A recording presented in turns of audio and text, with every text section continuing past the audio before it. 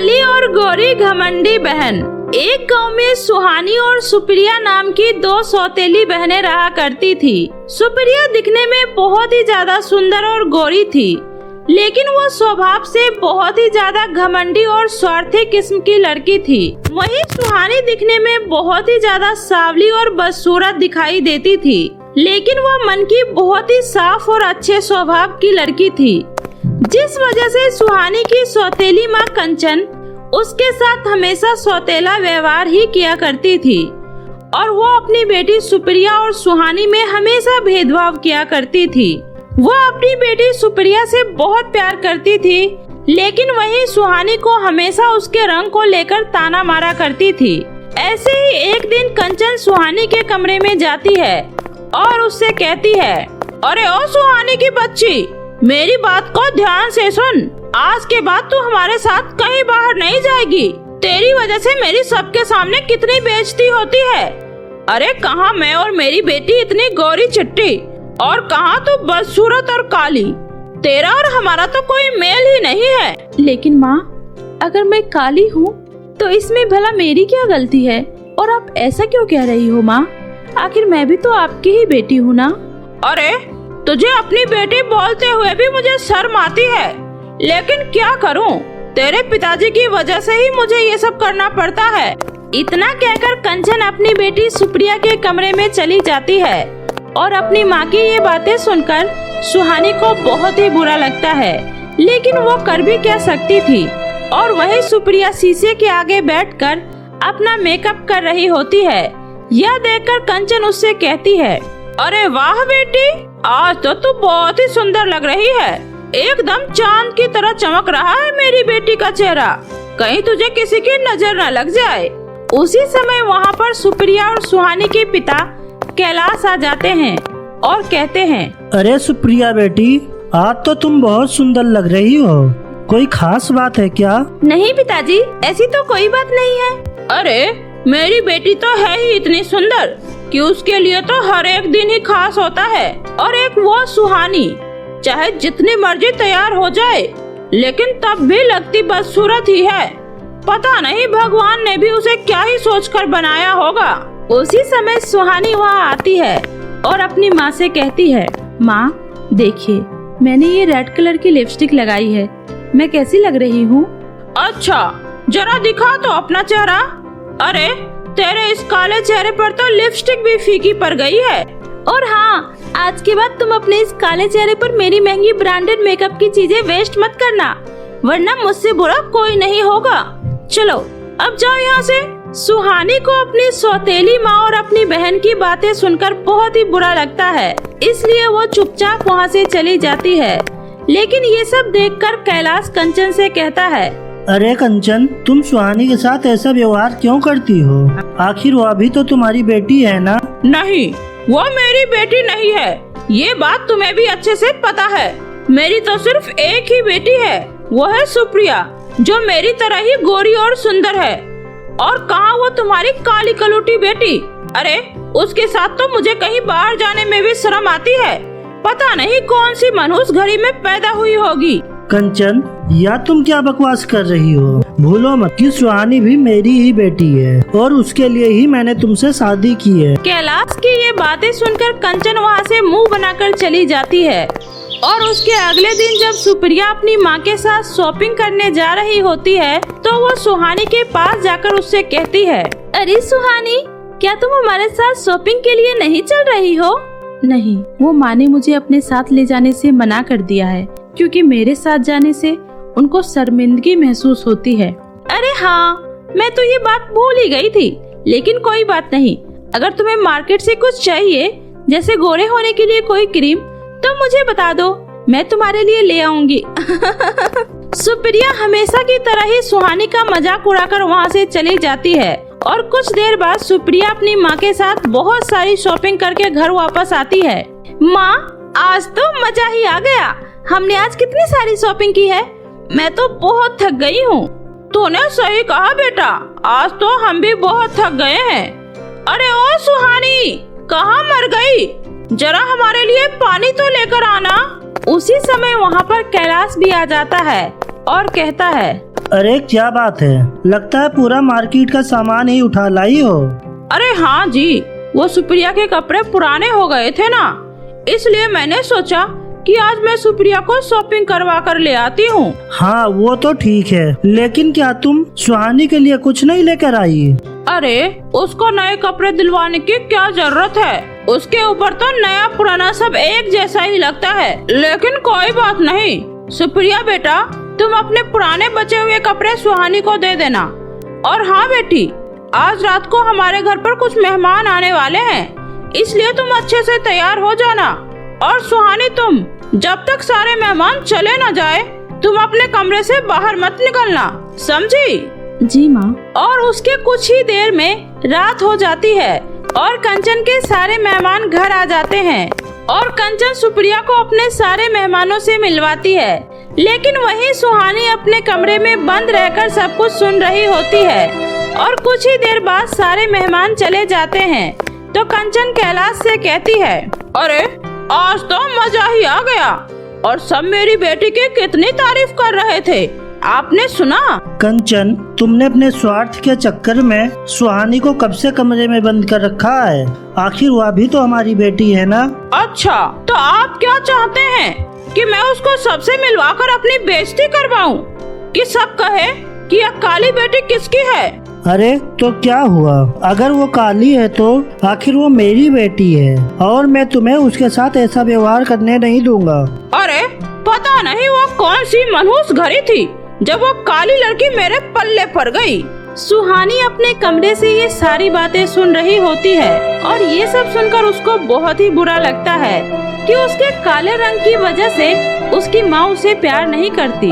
ऐसे ही एक दिन कंचन का जीने से पैर फिसल जाता है और वह नीचे गिर जाती है, जिसकी वजह से उसे काफी चोटें आती है और वह दर्द से कराहती हुई अपनी बेटी को आवाज लगाती है, सुप्रिया बेटी मेरी मदद करो। उसी समय सुप्रिया वहाँ आती है और कहती है, अरे माँ आप नीचे कैसे गिर गई? बेटा मुझे बहुत दर्द हो रहा है, प्लीज तुम मुझे हॉस्पिटल लेकर चलो।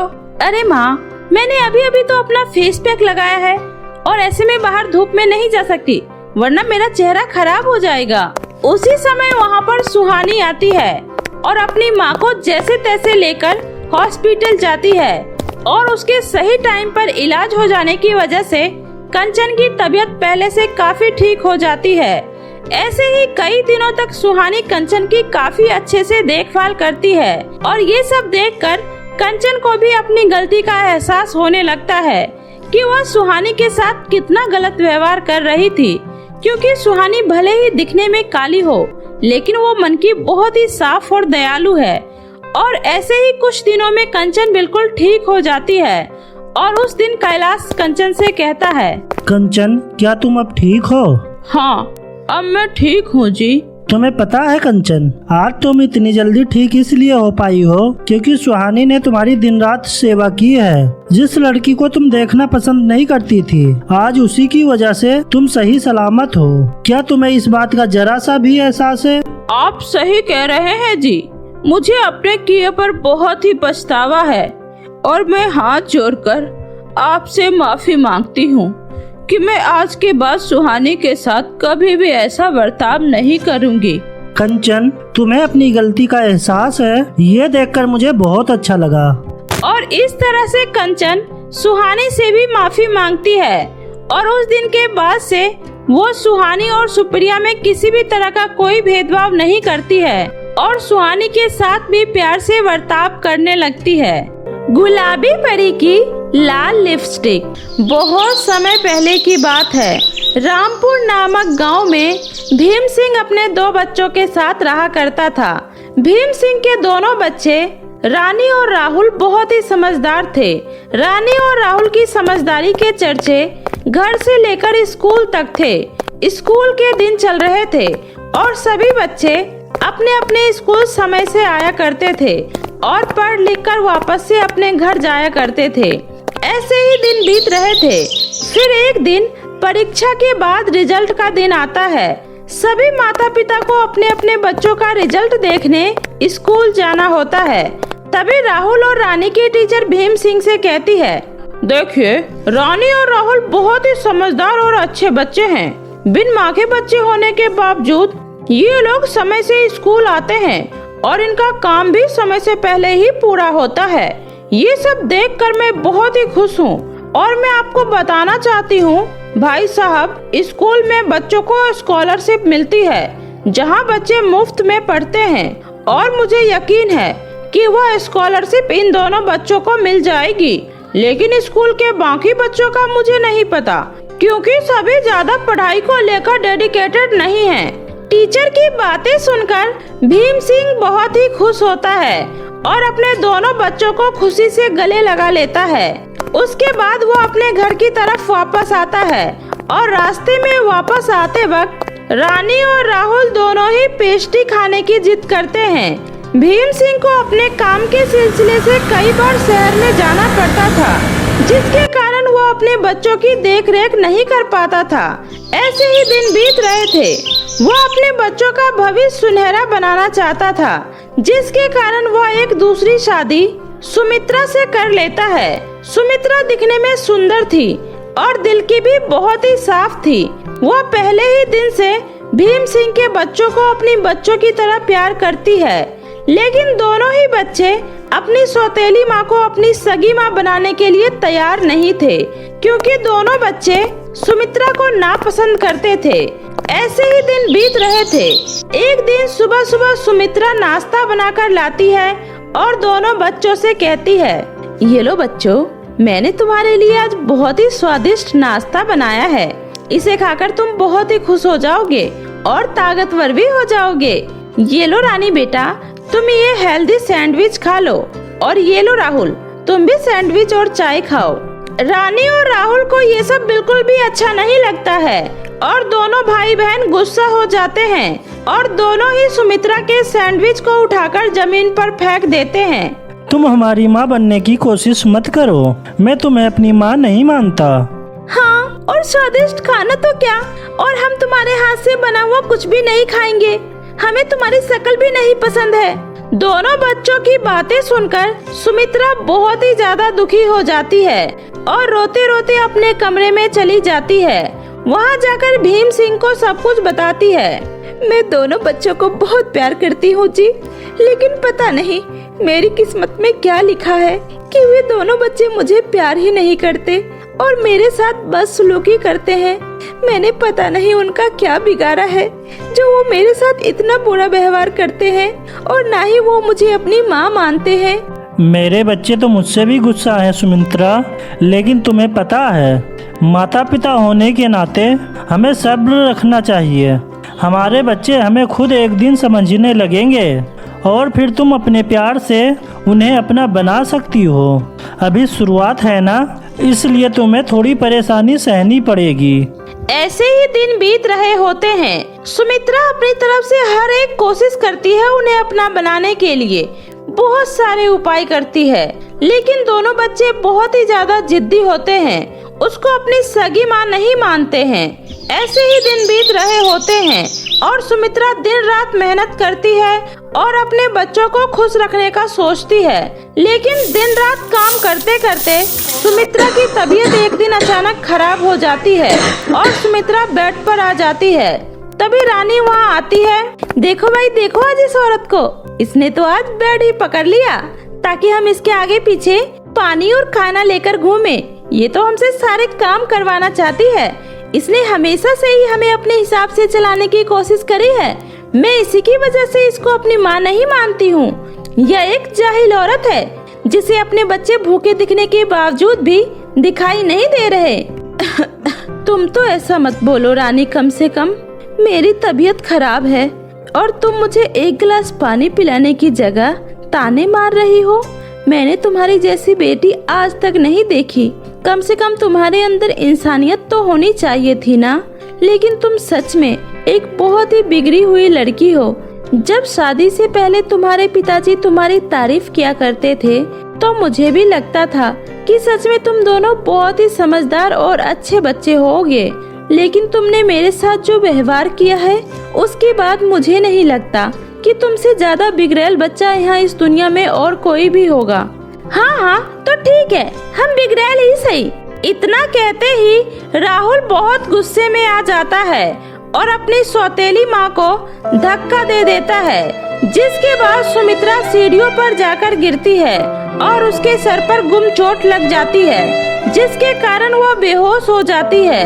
और तभी रानी बहुत ही परेशान हो जाती है और घबराकर कहती है, काश आज हमारी सगी माँ जीवित होती तो आज ये दिन ना देखना पड़ता।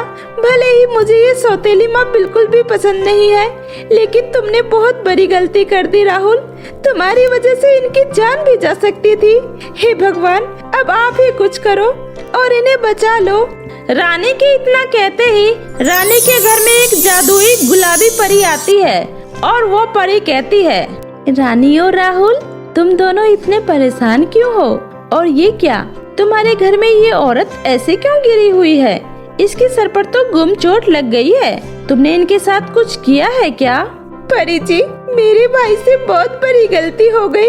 ये हमारी सौतेली माँ है और गुस्से में आकर मेरे भाई ने उनको धक्का मार दिया, जिसके बाद इन्हें गुम चोट लग गई और हम इन्हें नापसंद करते हैं, जिसके कारण हमारी बहस चल रही थी और बहस में ही मेरे भाई ने इन्हें गुस्से से धक्का मार दिया।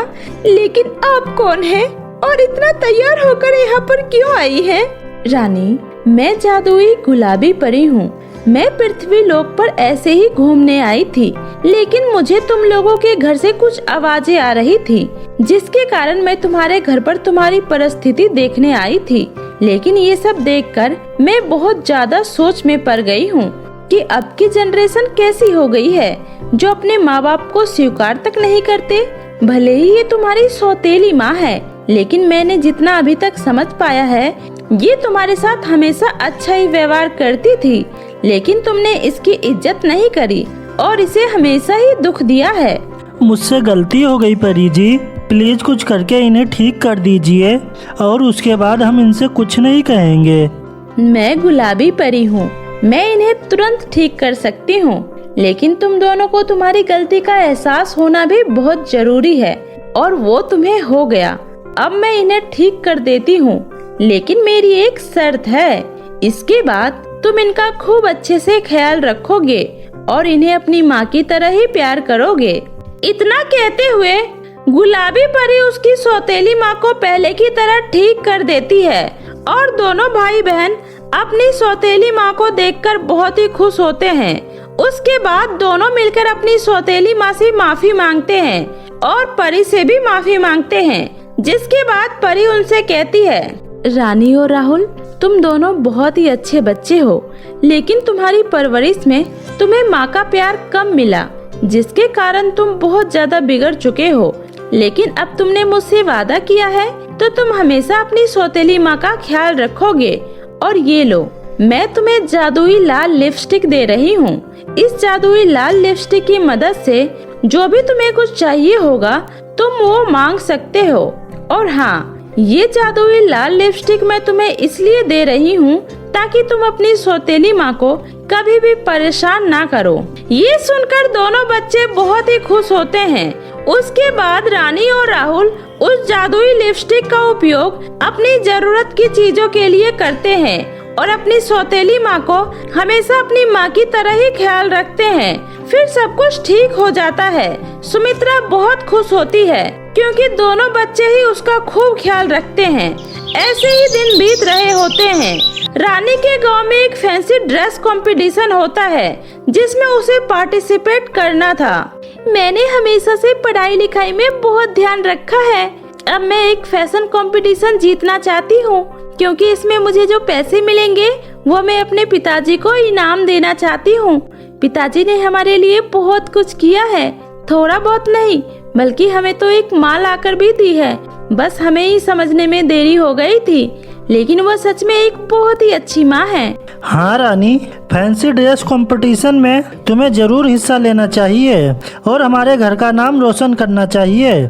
जिसके बाद रानी फैंसी ड्रेस कंपटीशन में पार्टिसिपेट करने के लिए अपनी माँ से पूछती है, माँ, क्या मैं इस फैंसी ड्रेस कंपटीशन में पार्टिसिपेट कर सकती हूँ? क्योंकि मैं चाहती हूँ कि इसमें जो इनाम मिलेगा वो मैं पिताजी को दूं और अपने घर का नाम रोशन करूं। हाँ बेटी, तुम्हें इस कंपटीशन में जरूर पार्टिसिपेट करना चाहिए, क्योंकि मैं तो हमेशा से ही यही चाहती हूँ कि मेरे बच्चे हमेशा आगे बढ़े। अपनी माँ का सपोर्ट देखकर रानी बहुत ही खुश होती है और जादुई लिपस्टिक की मदद लेती है। हे जादुई लिपस्टिक, मैं इस फैंसी ड्रेस कंपटीशन में पार्टिसिपेट करना चाहती हूँ और आप कृपया करके मुझे इस कंपटीशन के हिसाब से सुंदर सुंदर ड्रेसेस और सैंडल, मेकअप किट आदि दे दो, ताकि मैं इस कंपटीशन को आसानी से जीत सकूं। रानी के इतना कहते ही जादुई लिपस्टिक के चारों तरफ एक दिव्य रोशनी घूमती है और रोशनी घूमते घूमते रानी की मांगी हुई सारी चीजें एक एक करके रानी के सामने आ जाती है। सभी चीजें बहुत ही ज्यादा सुंदर होती है और इतनी सुंदर चीजें पहली बार देखकर रानी बहुत ही खुश होती है और फिर उन सभी चीजों को एक एक करके अपने कमरे में ले जाती है।